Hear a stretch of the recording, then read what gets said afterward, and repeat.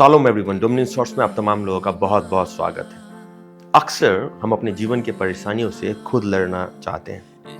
हम अपना decision making खुद करना चाहते हैं, हम अपनी सोच पर खुद काम करना चाहते हैं और सब कुछ प्रार्थना के बाद भी हम अपने हाथों में लेते हैं। लेकिन परमेश्वर का वचन इस सुबह हमें कुछ यूं कहता है, इस कारण यहोवा की यह वाणी है, जब तक मैं नष्ट करने को न उठूं तब तक तुम मेरी बाट जोते रहो। परमेश्वर हमसे यह चाहता है कि हम उसकी बाट जोएं, न कि अपने मौकों की बाट। कई बार हम अपने मौकों की तलाश में रहते हैं कि कब मुझे मौका मिले और मैं ये काम करूं, कब मुझे इस व्यक्ति से बदला लेने मिले और मैं ये कार्य करूं या अपना ये कदम उठाऊं। लेकिन परमेश्वर का वचन हमको यह कहता है कि हमको परमेश्वर की बाट जोना है, कि परमेश्वर खड़ा हो और परमेश्वर हमारे लिए लड़ाई लड़े, न कि हम अपने कदम को खुद उठाएं और वह कार्य करें जो हम चाहते हैं, न कि वह जो परमेश्वर चाहता है। परमेश्वर इस सुबह हमसे यही चाहता है कि हम उसकी बाट जोएं।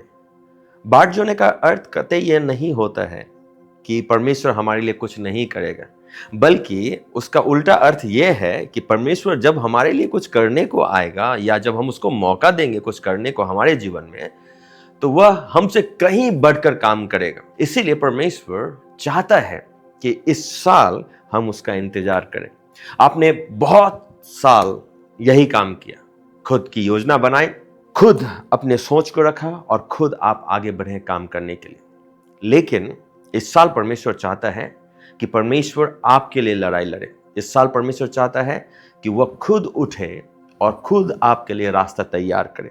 इसीलिए जब परमेश्वर आपके लिए रास्ता तैयार कर रहा है तो कृपया कर इंतजार कीजिए। इंतजार कीजिए अपने समय का। इंतजार कीजिए जब परमेश्वर आपको आकर बुलाएगा और कहेगा कि लूट का माल तैयार है। तब आपको जाना है उस भूमि पर और वह लूट का माल जो परमेश्वर ने आपके लिए पहले से ही रख रखा है, जाकर ले लेना है।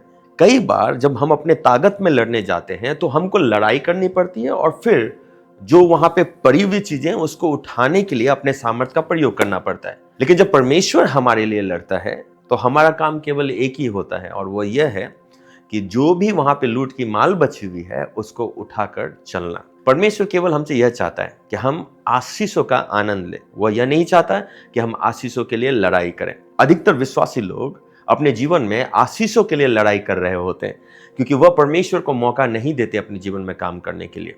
इस सुबह मैं आप तमाम लोगों को उत्साहित करूंगा, काम ना करें, विश्राम करें और परमेश्वर के प्रबंध कराए हुए उस लूट का आनंद लें जो परमेश्वर आपको यूं ही देना चाहता है। केवल आपको करना यह है कि परमेश्वर के पीछे चलना है, न कि अपनी योजनाओं के पीछे परमेश्वर को चलाना है। When you do this, your life will be filled with the blessing of God।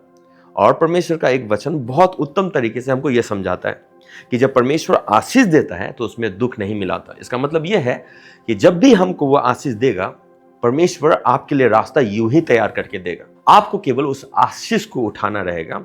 आपको सोचने की जरूरत नहीं पड़ेगी कि आपको कितना मेहनत करना है। आपको सोचने की जरूरत नहीं पड़ेगी कि इसको उठाना कैसे है। आपको सोचने की जरूरत नहीं पड़ेगी कि उस जगह पे जाना कैसे है। बस परमेश्वर की बाट जोइए।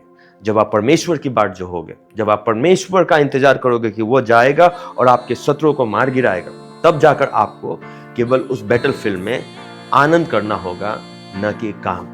परमेश्वर इस सुबह आप तमाम लोगों को बहुत बहुत आशीष दे। Bless you all.